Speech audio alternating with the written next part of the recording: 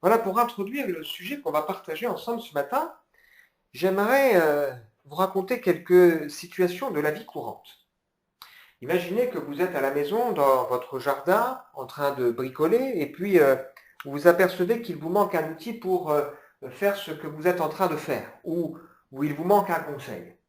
Vous avez remarqué que votre voisin est manifestement quelqu'un de compétent dans le domaine, vous avez vu qu'il a un beau jardin et que c'est quelqu'un de bricoleur. Alors vous vous dites, je vais aller trouver mon voisin pour lui demander un conseil ou pour lui emprunter un outil. Et au moment où vous approchez de la maison, vous entendez que le voisin est en train de crier. Est-ce que vous allez sonner pour demander ce conseil? Non. Imaginons cette fois que vous ayez un souci de santé, vous avez rendez-vous chez un médecin spécialisé, réputé, et vous êtes là dans la salle d'attente et c'est l'agitation. Le patient qui vous précède sort du bureau du médecin en pleurs. Vous voyez que le médecin est visiblement quelqu'un avec un fort caractère. Son assistante vient le trouver, lui dit qu'il y a quelqu'un qui le demande au téléphone, il claque la porte, et puis vous entendez à travers la porte que visiblement le coup de téléphone ne se passe pas très bien. Est-ce que vous allez être à l'aise pour aller trouver ce médecin?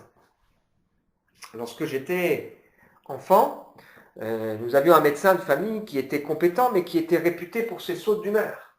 Et on a remarqué au fur et à mesure que les clients partaient, parce que c'est difficile de s'adresser à quelqu'un qui est comme ça d'un caractère euh, toujours énervé.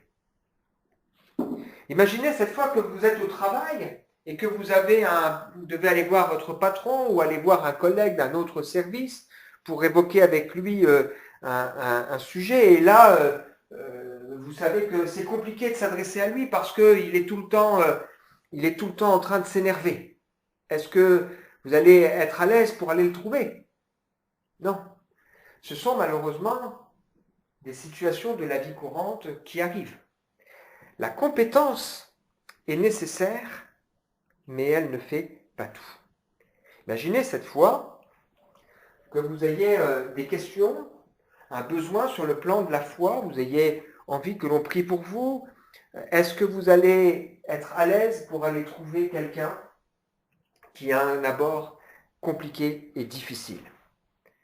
Vers qui a-t-on envie de se tourner? Le titre du message de ce matin, c'est « Ne passons pas à côté de l'essentiel ». Ne passons pas à côté de notre utilité. Nous sommes en train de réfléchir ensemble à la deuxième lettre de Paul à Timothée. Une lettre que Paul va écrire à la fin de sa vie, où il s'adresse à son jeune protégé Timothée. Il écrit là une lettre solennelle pour l'encourager. À la fin de sa vie, Paul aurait pu décider de faire le bilan de tout ce qu'il a pu réaliser. Il aurait pu dire à Timothée, tu sais, moi j'ai ouvert tant d'églises, j'ai baptisé tant de personnes, j'ai accompli tant de miracles, j'ai écrit tant de livres qui sont aujourd'hui, ou tant de lettres qui sont aujourd'hui diffusées un peu partout. Pas du tout. C'est pas la manière dont Paul va s'y prendre. Il va écrire cette lettre pour encourager Timothée en lui montrant qu'il connaît très bien le contexte. Et il sait que ce contexte n'est pas du tout facile. C'est difficile à l'extérieur parce que la persécution fait rage. Les gens n'ont pas envie d'entendre la saine doctrine. Ils sont égoïstes, ils ont l'apparence de la piété, c'est ce qu'on abordera la semaine prochaine, mais ils renient ce qui en fait la force. Mais c'est aussi difficile aussi à l'intérieur. Il commence à y avoir des fausses doctrines qui circulent, des divisions. Paul évoquera des gens qui ont abandonné la foi et qui l'ont laissé seul là où il se trouve. Et puis Paul montre qu'il connaît aussi la situation dans laquelle se trouve Timothée. Il a laissé probablement à l'époque Timothée sur l'église d'Éphèse, qui est une église difficile. On a le récit dans le livre des Actes de la fondation de cette église, où Éphèse est une ville marquée par l'idolâtrie. C'est là que se trouve le temple de la déesse Diane. donc par l'idolâtrie et par l'occultisme. Et Timothée est là dans cette église et il doit faire face. Il a probablement aussi appris la situation de Paul et Timothée est sans doute un peu découragé.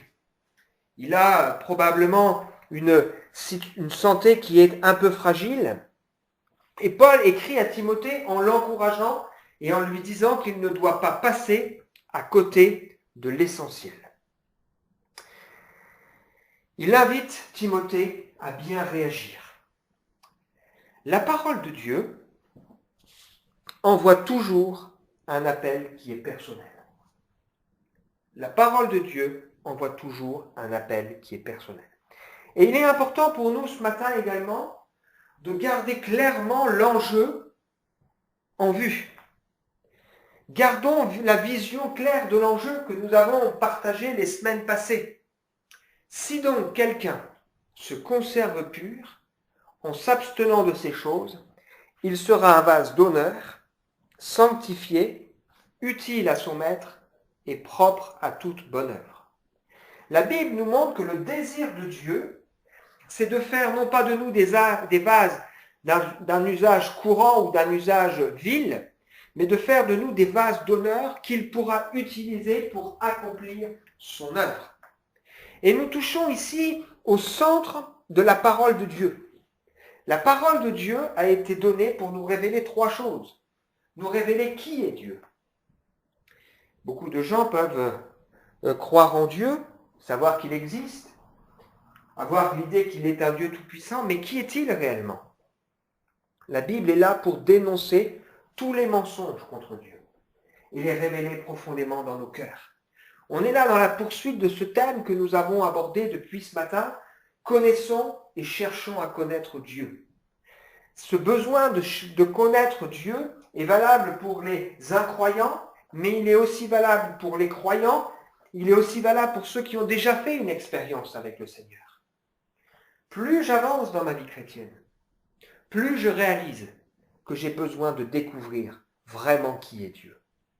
Plus j'avance dans ma vie chrétienne, plus je réalise les ravages qu'ont fait de faux enseignements sur Dieu dans la vie des croyants.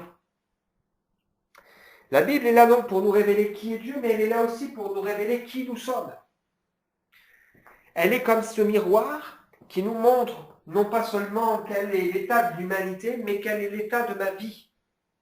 Et un croyant, ce n'est pas quelqu'un qui pense qui se permet de juger les autres et qui se croit supérieur, mais c'est quelqu'un qui a conscience de ses faiblesses et du besoin que Dieu transforme son cœur et sa vie. Et la bonne nouvelle, c'est que Dieu veut se révéler. La bonne nouvelle, c'est que Dieu veut nous transformer. Il ne veut pas seulement nous faire naître à la vie nouvelle. Il veut nous transformer progressivement à l'image de Jésus-Christ. Et puis la troisième chose que la Bible est là pour nous montrer, elle est là pour nous montrer que Dieu a formé des projets pour nous dans lesquels il veut nous faire entrer, des œuvres qui sont préparées d'avance. Il veut faire de nous des vases d'honneur, sanctifiés et utiles entre ses mains. Ces trois choses, l'homme naturel ne peut pas les saisir. Il faut la révélation de l'Esprit de Dieu. Ces trois choses, le diable veut les empêcher dans nos cœurs et dans nos vies. Et Dieu veut que nous apprenions à le connaître, que nous découvrions qui nous sommes et que nous puissions nous laisser transformer et que nous puissions aussi entrer dans les projets qu'il a formés pour nous. La lettre de Paul aux Galates nous parle du fruit de l'esprit et nous dit que le fruit de l'esprit, c'est l'amour, la joie, la paix, la patience, la bonté, la bienveillance, la foi, la douceur, la maîtrise de soi. Et juste après, le texte nous dit que il ne faut pas chercher notre propre gloire en nous provoquant les uns les autres ou en nous portant envie les uns aux autres, mais si quelqu'un est spirituel, qu'il voit son frère commettre une faute, eh bien il doit le redresser dans un esprit de douceur. C'est-à-dire que parmi les moyens de grâce que Dieu nous a donnés, il y a bien sûr sa parole, il y a bien sûr l'action du Saint-Esprit, mais il y a aussi la communion fraternelle. Dieu veut agir transformer nos cœurs et nos vies, nous former comme des vases d'honneur, et il veut utiliser pour cela des frères et des sœurs. Alors on arrive au texte que nous allons partager ensemble ce matin. Je relis simplement ce que nous avions vu la dernière fois, notamment pour nos amis qui n'étaient pas là. 2 Timothée, chapitre 2, versets 22 et 23, avant d'enchaîner donc sur le passage de ce matin. 2 Timothée, chapitre 2, versets 22 et 23. Fuis les passions de la jeunesse. Recherche la justice, la foi, l'amour, la paix, avec ceux qui font appel au Seigneur d'un cœur pur. Repousse les spéculations folles et stupides, sachant qu'elles font naître des conflits.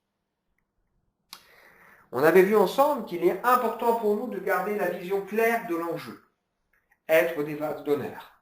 Que pour cela, il est nécessaire de bien connaître nos faiblesses. Et que ces faiblesses, la solution que la Bible nous montre, c'est qu'il faut les fuir. Et parfois, c'est la seule alternative qui est possible. Puis nous avions vu ensemble que nous sommes appelés à rechercher la justice, la foi, l'amour et la paix, pas tout seul, mais en nous entourant de ceux qui invoquent le Seigneur d'un cœur pur. Alors on arrive, je passe rapidement sur ces points, puisque c'est l'objet du message précédent, qu'on peut retrouver aussi sur le site internet de l'Église. On arrive donc au thème de ce matin. Ne passons pas à côté de notre utilité, les versets qui suivent. 2 Timothée chapitre 2, versets 24 à 26. Or, il ne faut pas qu'un serviteur du Seigneur ait des conflits. Il doit au contraire être rempli de bienveillance envers tous, capable d'enseigner et de supporter l'opposition. Il doit redresser avec douceur les adversaires dans l'espérance que Dieu leur donnera la repentance pour arriver à la connaissance de la vérité. Et que revenus à leur bon sens, ils se dégageront alors des pièges du diable qui s'est emparé d'eux pour les soumettre à sa volonté. On va voir ensemble ce matin 4 points autour de ce passage. Premièrement, ce texte nous rappelle qu'il y a des choses qu'il faut impérativement éviter à tout prix. Il faut éviter à tout prix les conflits, les disputes.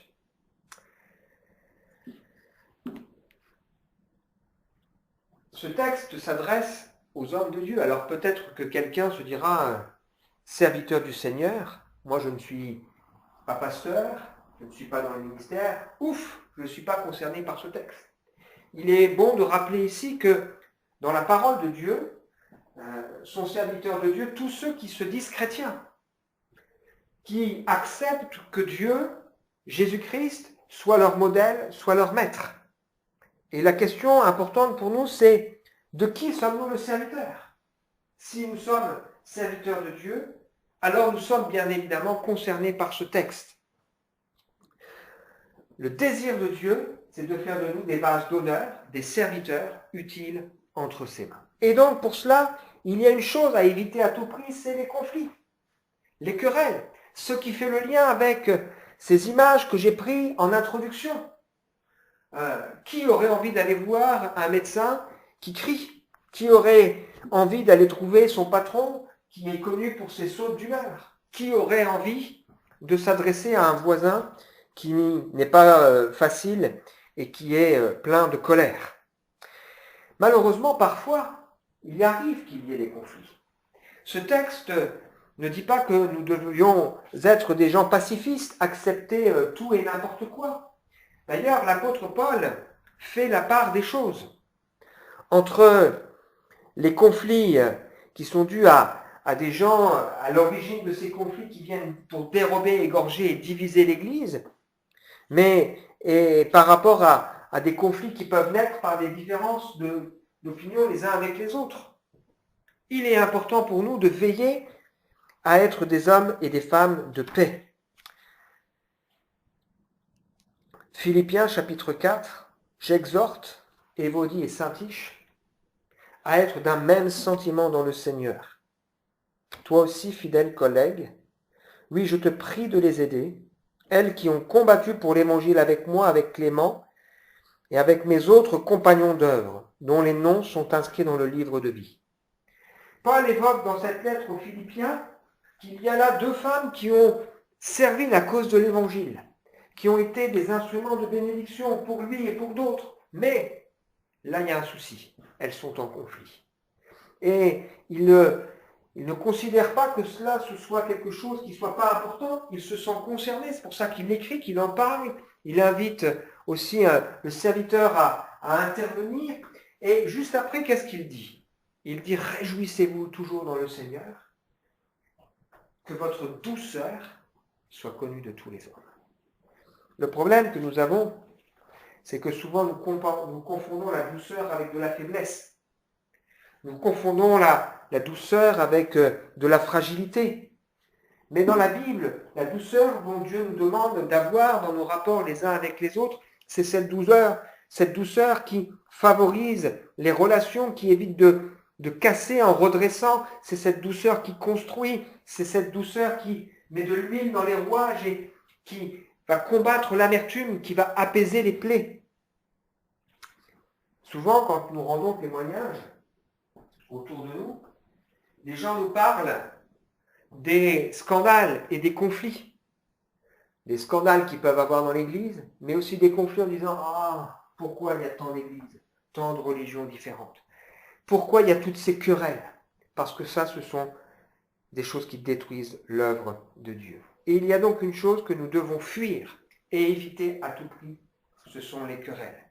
Qu'est-ce qui est le plus important pour nous? Le deuxième point, c'est qu'il y a des qualités, 3 qualités à cultiver. La bienveillance, la pédagogie et la patience.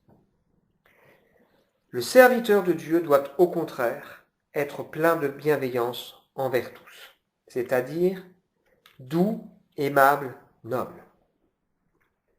Je ne sais pas vous, mais moi, ce qui a touché ma vie, c'est la douceur de Dieu. Quand, dans ma vie chrétienne, j'ai connu des moments plus difficiles, qu'est-ce qui a fait que j'ai eu envie de revenir à Dieu? C'est la bonté, la bienveillance de Dieu, sa douceur. Bien sûr, Dieu peut se montrer comme un feu dévorant. On a cette image dans l'Ancien Testament où, lorsqu'il va donner les 10 commandements à Moïse, il va apparaître dans une montagne embrasée par le feu avec la nuée, les ténèbres, la tempête. Il y avait le retentissement de la trompette. Et qu'est-ce qui se passe? Le peuple qui était là ne voulait plus s'approcher. Et il va demander à Moïse d'être l'intermédiaire entre Dieu et eux, parce que ça fait peur. Et la Bible nous dit dans la lettre aux Hébreux qu'aujourd'hui nous ne sommes pas approchés de cette montagne fumante, mais que nous avons la liberté aujourd'hui de nous approcher d'un Dieu qui est accessible et qui est bon. Dieu a choisi de se révéler comme un homme, en s'incarnant dans la simplicité d'un homme plein de douceur. Il a choisi de toucher le cœur d'Élie dans un murmure doux et léger. Il aurait pu faire autrement, mais ce n'est pas ce que Dieu a voulu. Pourquoi? Parce que le but de Dieu n'est pas de punir. Le but de Dieu, c'est de sauver. Et Dieu nous demande donc d'être comme lui, d'être accessible, d'être plein de douceur et de bienveillance pour pouvoir être des instruments qu'il utilisera entre ses mains. On sait, même aujourd'hui, que dans la société, quand il y a un conflit, par exemple dans un magasin, on demandera au commercial de sourire au client et de lui répondre avec douceur pour ne pas envenimer la situation. Parce que si on part en conflit, plus rien ne pourra s'arranger. Donc, le serviteur de Dieu doit cultiver sa douceur dans ses rapports avec les autres, sa bienveillance. La deuxième chose que nous évoque ce texte, c'est qu'il doit faire preuve de pédagogie. Nous-mêmes, est-ce que nous ne sommes pas parfois lents à comprendre? Est-ce que nous-mêmes, nous ne sommes pas parfois lents à croire? Est-ce que nous-mêmes, nous ne sommes pas lents à vivre les choses que nous sachions, que nous savons et que nous croyons? Est-ce que nous-mêmes, nous ne sommes pas parfois lents à faire ce que Dieu attend de nous et quelle patience Dieu doit-il user envers nous? Eh bien, le Seigneur nous demande d'user de la même patience. La grâce de Dieu nous enseigne. Elle nous enseigne qu'on ne se moque pas de Dieu. Il doit donc faire preuve de pédagogie et aussi de patience. Il doit supporter sans impatience l'opposition et les injustices. Ma femme me dit parfois, lorsqu'on échange sur certaines situations, dit « Je ne sais pas comment tu fais pour être aussi patient. » Alors, la question, c'est pas tellement de savoir comment je fais, mais de savoir pourquoi. Quel est le but? Dans quel but vivons-nous? Est-ce que le but, c'est d'avoir raison? Est-ce que le but, c'est de sauver la face? Est-ce que le but, c'est au contraire de gagner l'autre? De maintenir le contact?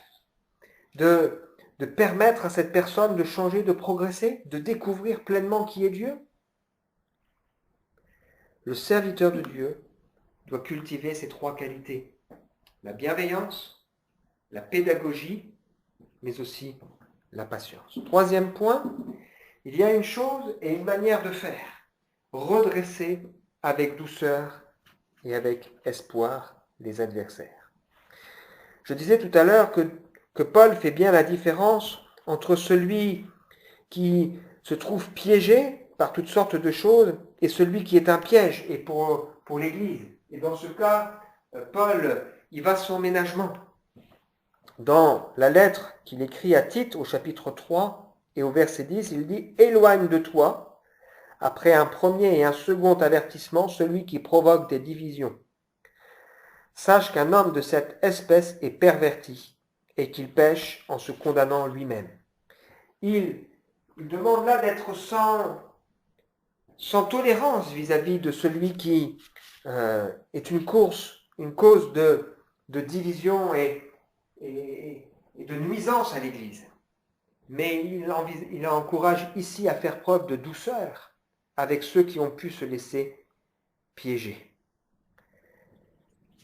Voyez quelle douceur Dieu utilise pour parler aux hommes. Voyez avec quelle douceur Jésus s'est révélé à la femme samaritaine. Il n'est pas arrivé en lui disant « Quitte l'homme avec lequel tu vis aujourd'hui qui n'est même pas ton mari ». Mais il l'a amené progressivement en lui montrant qu'il la connaissait parfaitement et qu'il voulait changer sa vie. Voyez quelle douceur Jésus va utiliser avec ce jeune homme qui vient le trouver, ce jeune homme riche, qui connaît l'évangile, qui connaît les commandements et qui demande « Qu'est-ce que je dois faire pour hériter la vie éternelle ?» Jésus va utiliser une grande douceur pour amener cet homme à comprendre l'idolâtrie de son cœur. Voyez la douceur avec laquelle Jésus va s'adresser aux disciples et revenir maintes et maintes fois sur les mêmes sujets. Redresser avec douceur, avec la conscience que parfois le chemin est long et qu'il faut y aller progressivement pour ne pas casser, pour ne pas détruire. Et avec l'espoir que quelque chose va se passer dans leur cœur et dans leur vie. On arrive au dernier point qui nous consiste à considérer trois réalités capitales mentionnées dans ce texte. Premièrement, l'action de Dieu dans les cœurs et dans les vies. Je prie régulièrement pour que Dieu se révèle dans le cœur des membres de ma famille qui ne le connaissent pas encore. Que ce soit mon père, mon frère, ma sœur, mes beaux-parents. J'ai conscience que Dieu seul peut toucher leur cœur.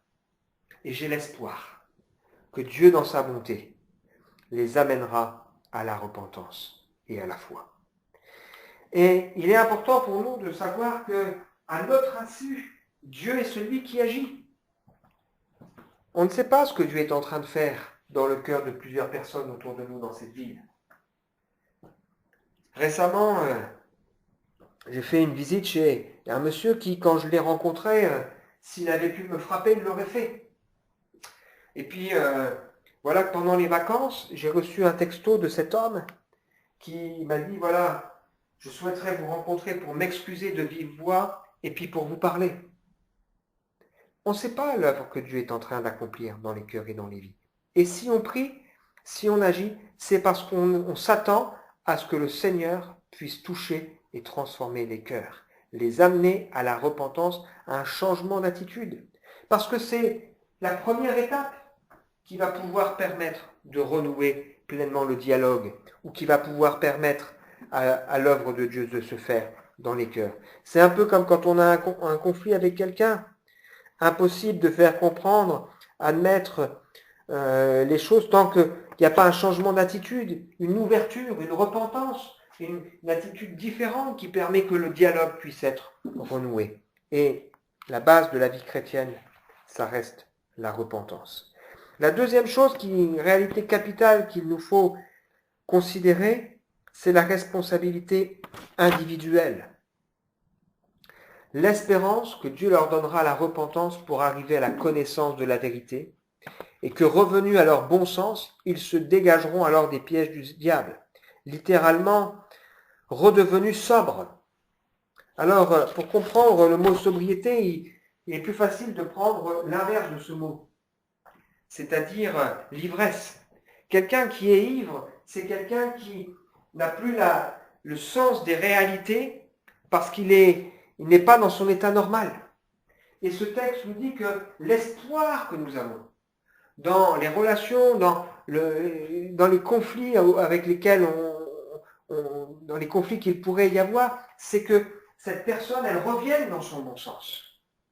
Elle retrouve la maîtrise d'elle-même et elle réalise les choses. Et il y a la part de l'homme. Il se dégage ensuite, il réalise qu'il a été prisonnier pour se dégager des pièges du diable qui s'est emparé d'eux pour les soumettre à sa volonté. L'évangile, c'est une vérité qui libère, mais il y a aussi la responsabilité, la part de l'être humain, qui doit prendre lui aussi sa décision et décider de suivre ce que le Seigneur enseigne. Et puis enfin, la troisième réalité que nous devons considérer, c'est qu'il y a aussi l'œuvre du diable. Ce texte nous dit que, revenus à leur bon sens, ils vont se dégager des pièges du diable. Le mot diable, ça veut dire calomniateur. Satan, ça veut dire adversaire. Et nous ne devons pas oublier que le diable veut dérober, égorger et détruire ceux qui s'intéressent aux choses de Dieu, pour les éloigner, les soumettre à sa volonté. Il est le père de ceux qui ne connaissent pas encore le Seigneur. Et on veut prier parce qu'on croit que Dieu, dans sa bonté, peut agir dans le cœur des hommes et des femmes, pour qu'ensuite ils prennent leurs décisions, se dégagent des pièges du diable et se tournent vers le Seigneur. Conclusion, le Seigneur veut faire de nous des vases d'honneur, sanctifiés, propres et utiles entre ses mains. Alors ne passons pas à côté de notre utilité. Ne gâchons pas tout avec avec des querelles qui nous rendraient inaccessibles aux autres. Le Seigneur veut utiliser les uns et les autres comme des instruments qui vont permettre à d'autres de devenir eux-mêmes des vases d'honneur, que Dieu utilisera pour que d'autres deviennent des vases d'honneur, etc., etc. Pour ne pas passer à côté de cette utilité, il nous faut veiller à ne pas succomber à toutes sortes de querelles, à ne pas perdre de vue l'essentiel.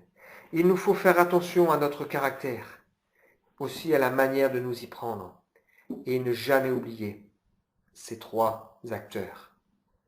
La part de Dieu auquel on veut s'attendre, qui agit, la responsabilité individuelle, et aussi le fait que nous avons un combat avec un ennemi, le diable, qui veut soumettre les hommes à sa volonté. On veut regarder au Seigneur ce matin. On va chanter ensemble un chant. Jésus a tout payé, mais avant, je vais prier. Je te remercie, Seigneur, pour ce que nous avons partagé ensemble ce matin, qui nous rappelle combien tu es pour nous un modèle de patience, de douceur, de pédagogie. Tu nous rappelles aussi que le désir de Dieu, c'est de nous transformer pour que nous devenions des vases d'honneur qu'il pourra utiliser en son œuvre, pour son œuvre.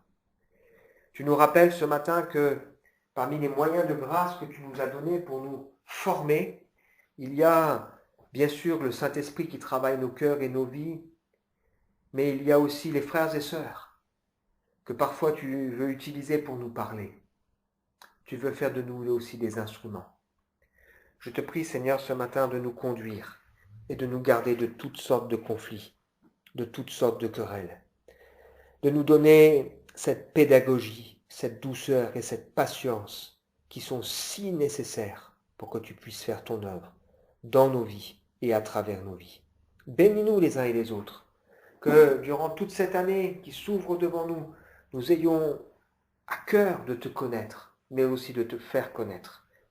Agis Seigneur au milieu de nous, dans ta bonté, dans ta grâce, au nom précieux de Jésus.